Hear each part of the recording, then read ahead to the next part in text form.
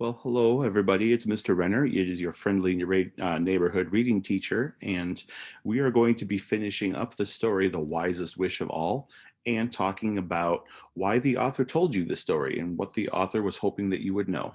Okay, let's get started. This is the story again. It's called The Wisest Wish of All. Claire was outside, like all of her brothers and sisters, Ben and Lucy, her oldest sister. All three of them liked to play outside a whole lot. Um, and they were always doing things outside, like most Saturdays. On this Saturday, she ran and captured a frog and was thinking she was going to take the frog home and set it up in her bedroom, I guess. The frog was really afraid of this and said, "No, don't take me. I'm going to give you a wish, and I'll grant you any wish that you want to as long as you let me stay here." She was thinking that she wanted a TV. Her mom had never let them watch TV before, but she decided that she wanted a TV. All right. The frog said, I think your parents are probably right. I think a TV is a bad idea, but okay." So 2 weeks later, the Hoopers won a new TV.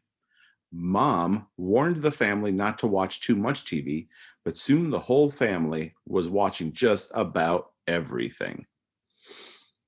All right. So on the next page, page 338, this is the page that we're going to be starting on today. Okay. And as I read the rest of the story with you, think about, why would the author tell this story?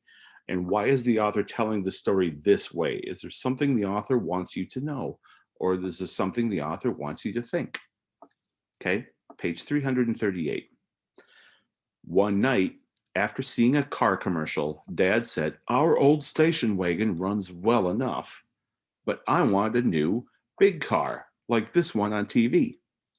The next day, Dad went to the pond with Claire. They asked the frog for another wish, and he promised to help. Following the frog's directions, Dad found a new car on sale. He needed to borrow money from the bank to buy it. Then he had to get a second job to pay the bank. Soon, everyone else in the family wanted things. They all visited the frog at the pond. Mom told the frog, "Our furniture is old. Our living room should look like the one on TV." The frog told her how to find a job doing computer work at home. This would help pay for the new furniture. And you can see here, they have a new car. Mom just bought a new furniture because they saw all these new things on TV and they wanted it. Another day, Lucy visited the pond. "Everyone has brand new clothes but me," she complained. The frog told her of a babysitting job. There she could earn money for new clothes. At first, she was excited to be working like her mom and dad, but she came home very tired. Then Ben went to the frog. "Everyone else has a personal computer," Ben said. The frog told him of a job at an ice cream store in town. Soon, Ben's arms were sore from scooping ice cream all day.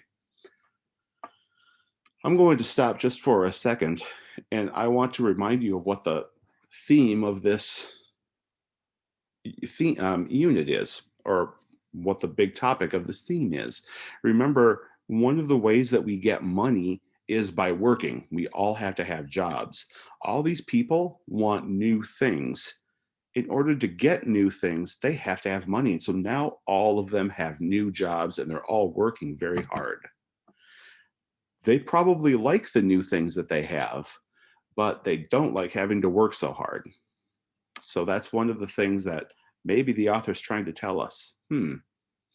Yeah, new things are nice, but if you don't get to enjoy it because you're working all the time. Anyway, as we finish up the story, we're right here. The Hoopers' lives had changed. They were too tired to do anything but watch TV. One day, the whole family went to the pond and they all spoke at once. "I want a bigger house, a trip to Hawaii, a motorbike, a horse." "Nonsense," the frog said. "What you really need is to be happy."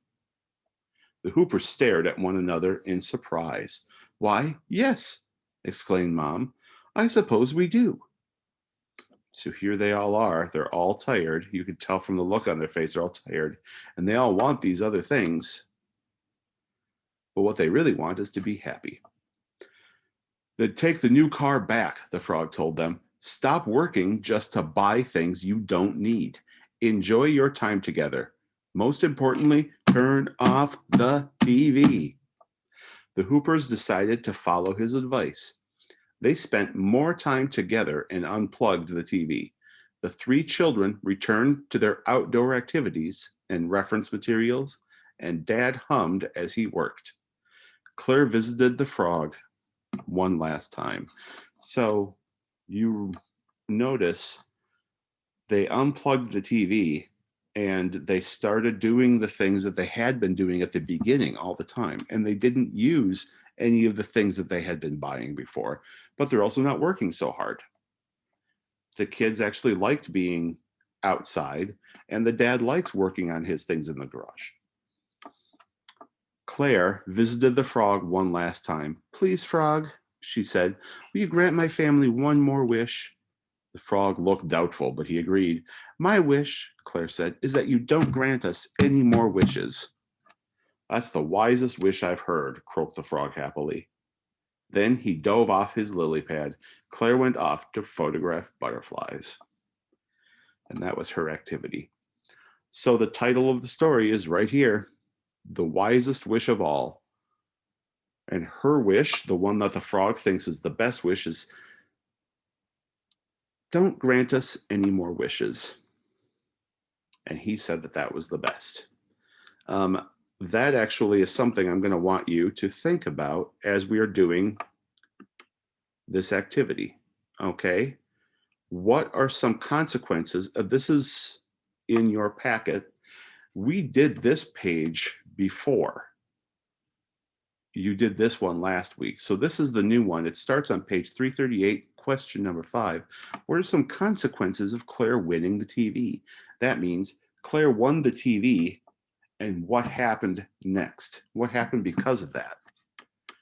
On page 6, or I'm sorry, number 6, page 339, how had the Hoopers' lives changed? What were the things that they all had to do because they had the TV? There's 2 parts here, actually, and you could have either one of them. They all wanted the things that they saw on the TV, but they also had to work super hard in order to get all the money. How does the frog respond? What does the frog do when they find out that the family's lives had changed? And finally, what does the frog think that the Hoopers should do? What was Claire's very last wish, and what was the lesson the author wanted you to learn?